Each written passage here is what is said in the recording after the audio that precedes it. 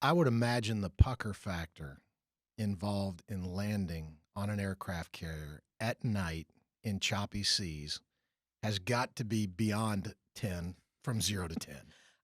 I'd like to. I I mean, want to get this accurate. I did that. I landed in the back of a helicopter where if you just drop straight down, you were sure to hit something. Mhm.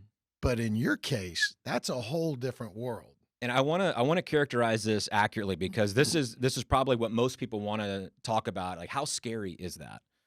And so I'll try to be precise and not take up the whole day. But when you're brand new, when you finally get to your first squadron and you're expected to take off and land on the aircraft carrier in all conditions, you're very young, and sometimes the landings are easy and sometimes the landings are difficult. And I'd say that would be during the day as you're learning.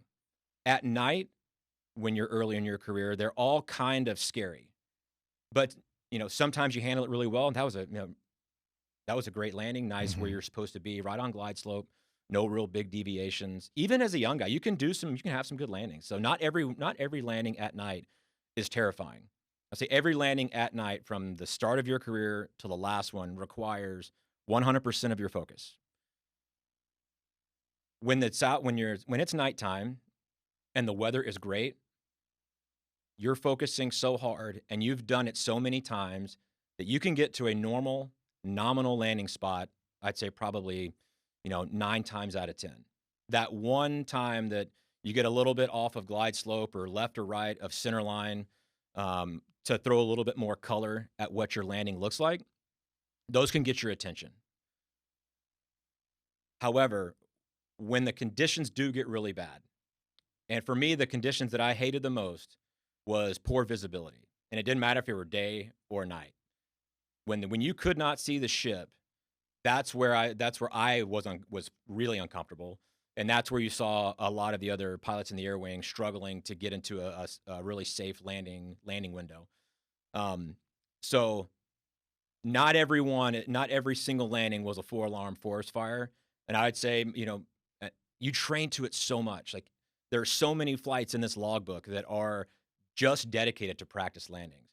And so what you get, the muscle memory and the sight picture and the procedures and checklists, you get all that stuff down to where you're not thinking about that. You're just concentrating on, all right, I got to be on glide slope, I got to be on center line, and I got to make sure that I have my hook down and I'm going to land. So on those days where the weather's pretty good, day or night, you should be able to land the aircraft without, really huge deviations. You'll get some ones thrown in there that are kind of ugly, especially as a young aviator. But no matter what happens, as you get more experience, when it gets really poor visibility, bad weather, nighttime, pitching deck, then yeah, it can get pretty nasty pretty quick. And most aviators have a story about, and we call it a night in the barrel, where you just can't get aboard for some reason or another. You just can't make it happen, and you just go around and around and around until you can finally land. Sometimes that involves going to a tanker to get more gas to keep trying to land. So it's a part of the seasoning as an aviator.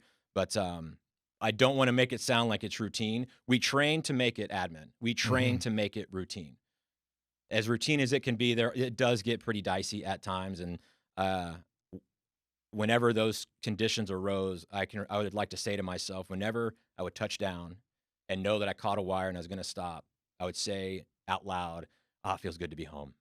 I just find, okay, that's over for me. I can just safely park the airplane. And I felt so bad for the 10, 12 other airplanes that were behind me now. But there was a huge sense of relief when it was really tough. You finally landed. It's a noticeable relief factor. Yeah, that was your mental trigger that, Oh okay, yeah, now I can relax a little bit. a little bit. You still had to be on the flight deck, still had to be nighttime and follow your instructions, but the hard part was done.